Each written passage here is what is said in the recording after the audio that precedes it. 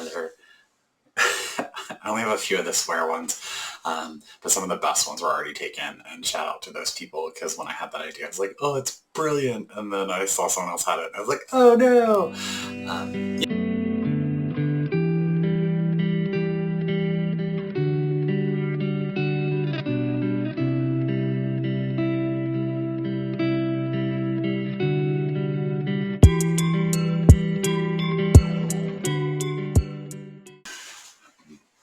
Welcome to Losing My Knit, 12 Days of Knitmas, Vlogmas 2024. This is day 2. I'm going to talk about alternate universes. I'm also going to be careful. I realized with the last video, the way I'm set up, I'm using a webcam, and it's on a larger monitor, and it moves, and so I realized the whole thing was doing this a lot, so I'm going to do my best not to touch it. So this is day 2 of my 12 Days of Knitmas for 2024. I'm filming it on my lunch break. The other one I was actually able to film and get posted and scheduled for lunch, and so I'm filming this while that one's uploading. And then this one will go up in 2 days. Well, you'll be seeing it on the 4th. And I'm going to talk about if, what I would be doing if I lived in the yarn universe, or if I alternative names to both the podcast and my Instagram handle. Yeah, so I also think this is the first piece of knitwear that I'm actually wearing. It's the Elliot 2x2 beanie by Rastus Sue. You can see it's a really nice beanie. It's got it's hard to see. Let me try. Let's see if I turn this on. Yeah, you can see it's got, I like the decreases. They create a nice X at the top. It's designed to be worn short. I made it a little long, so if I wanted to, I could just fold it over once and it will completely cover my ears. My head's not big enough to do like the style where it's like up here over your ears. I don't know. I feel like it just makes my ears stick out, but yeah. But it's warm. It's gotten super cold here. I took our dog for a walk right before this, and I am still cold, so that is why I have it on. Yeah, so if I were to quit my job, decide to go into the fiber world full-time, what would I do? Well, first off, I wouldn't. I actually very much enjoy my job, and I enjoy knitting and fiber stuff as a hobby. I don't think I would want to do it full-time. I think I enjoy it, being able to dip in and out of it. Same thing with blogging and video games and card games and all of those things that we also do. Like, I love being able to change it up. I don't know if I would want to take something from a hobby and turn it into a full-time job. That being said, I think that where I would probably most likely end up would be a livestock farmer. I say that for a couple of reasons.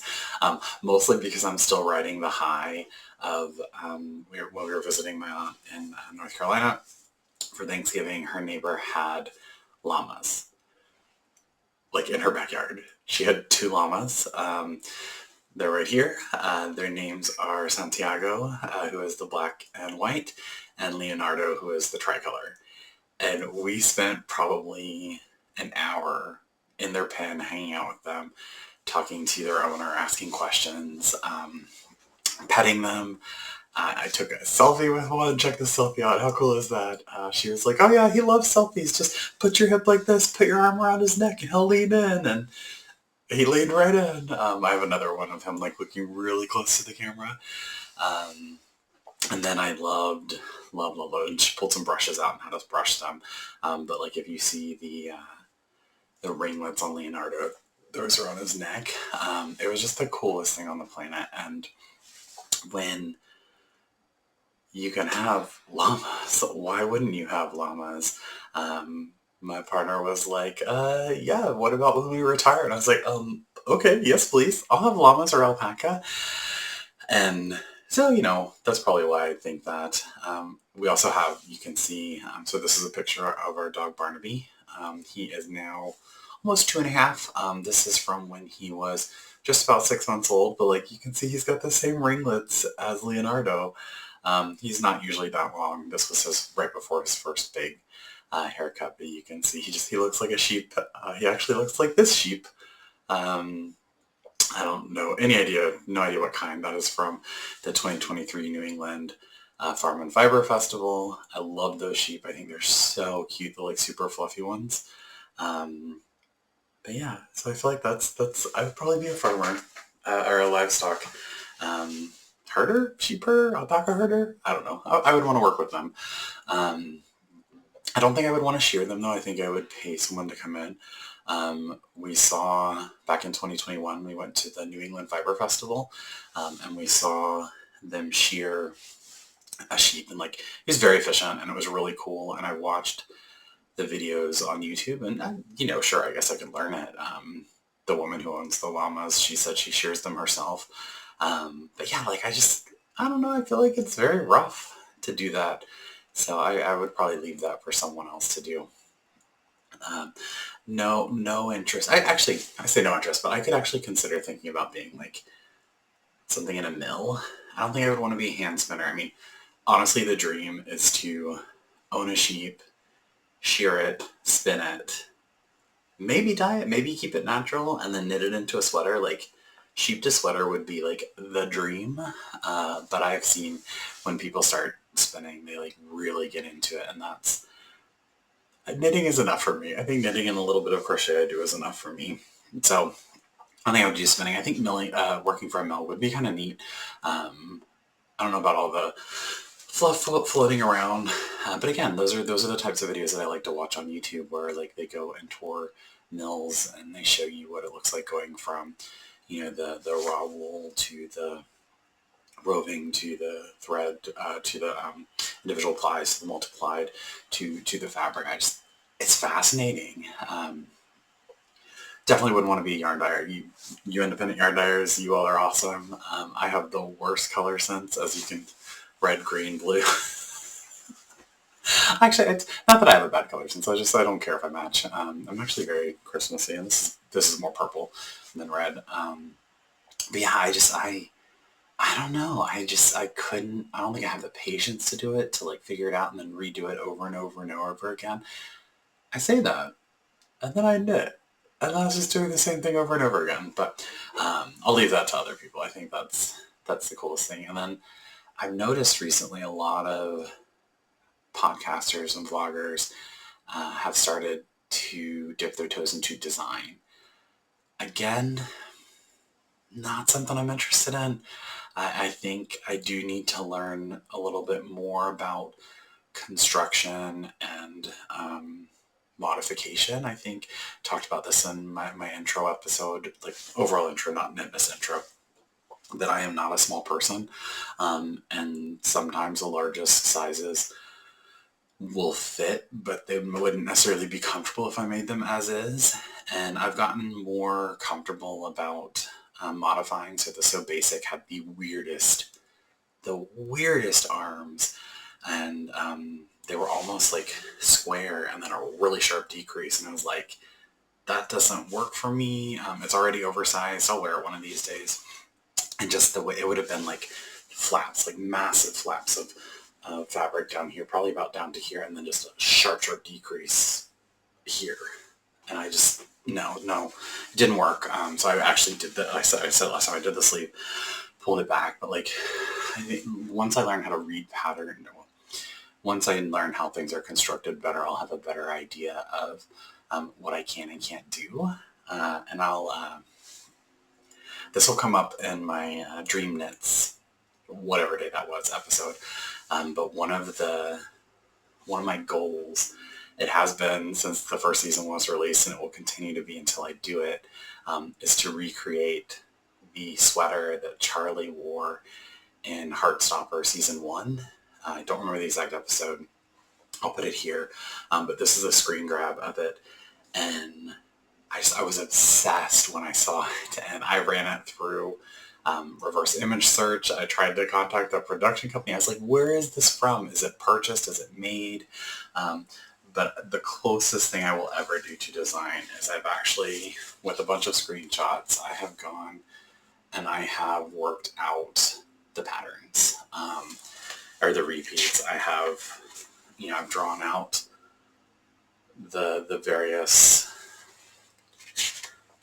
the repeats and the patterns. I freeze framed in quite a few places to try and get close-ups. Like I wanted to be able to count the rib stitch. So like there was one scene where he was kind of like doing this like quick grab to screenshot of it so I could count the stitches. I know it is I'm going to say a drop shoulder. I think that's what it is. It might be a sewn-in shoulder. But I found a pattern that I can base it off of. But again, that pattern only goes up to a 2X. And I'm, if lucky, depending on the ease, I might be a 3X, so I'm going to have to do math anyway. So it's one of those this is one of those long-term projects that I'm excited about. But that's the closest I will ever get to design. Yeah, and then I could be cool to be a tech editor. I think that's probably more my style. I've taken copy editing classes, so like grammar and proofreading and consistency and style guides and making sure that you're doing everything you should and cross-referencing. And I feel like that would be a little bit more my speed. I don't 100% know what tech editors do. I just know a lot of designers will say this has been tech edited, and I know it's a good thing.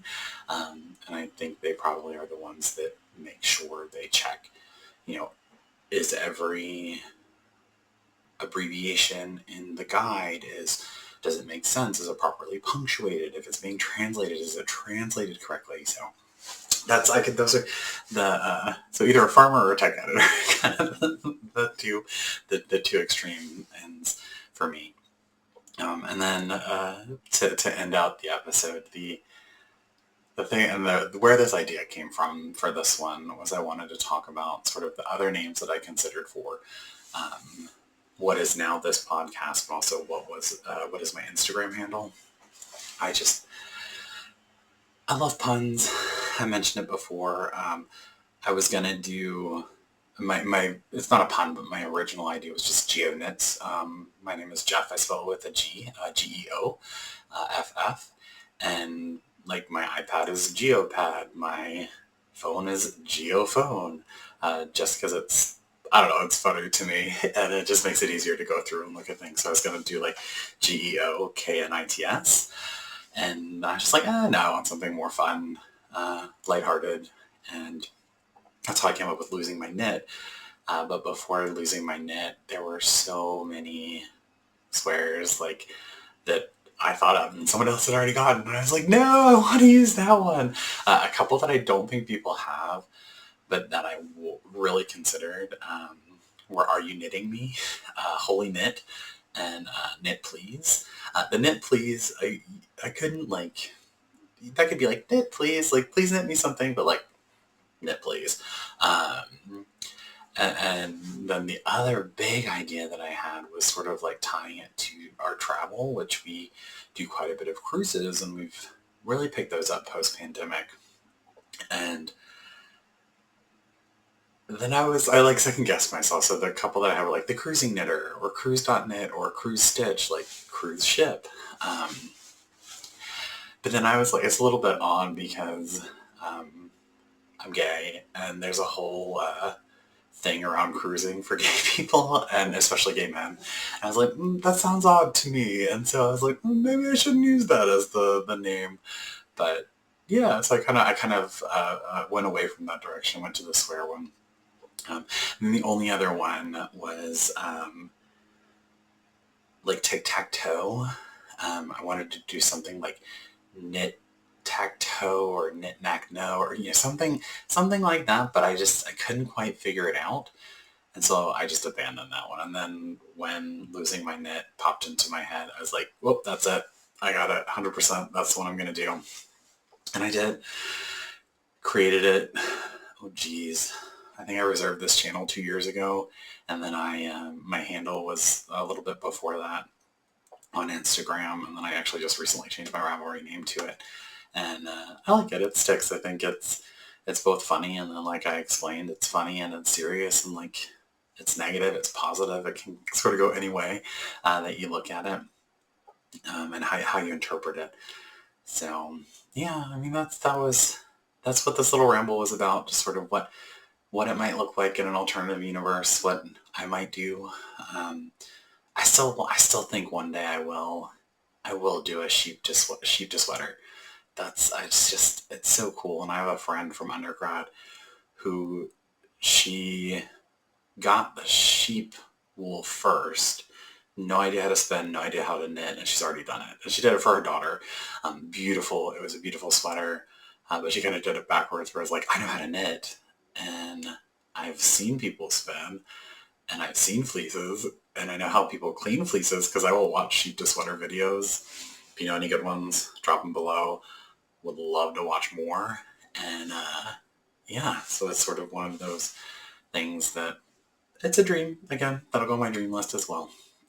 So anyway, well, casting off for now. Hopefully see you in a couple of days.